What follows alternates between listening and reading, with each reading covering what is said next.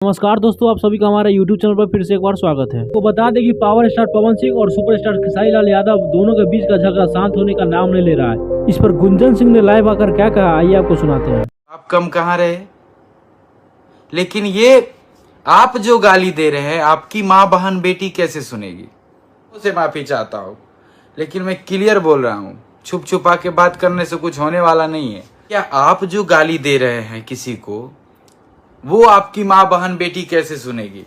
आप क्या उनके सामने वो वीडियो चला पाएंगे जो गाली दे रहे हैं आप किसी कलाकार को।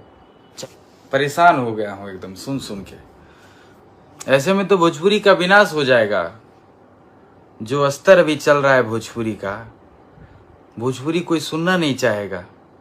जैसा चल रहा है, कभी ये हो गया, कभी वो हो गया, कभी ये इसको गाली दे रहा है, कभी वो उसको गाली दे रहा है। क्या चल रहा है भाई एकदम, कि आखिर हो क्या रहा है।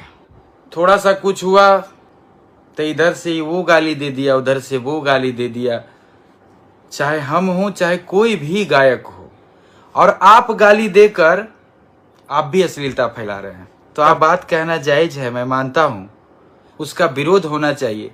चाहे मैं हूं चाहे एनीबॉडी, कोई कलाकार, मैं किसी के पक्ष में बात नहीं कर रहा हूं।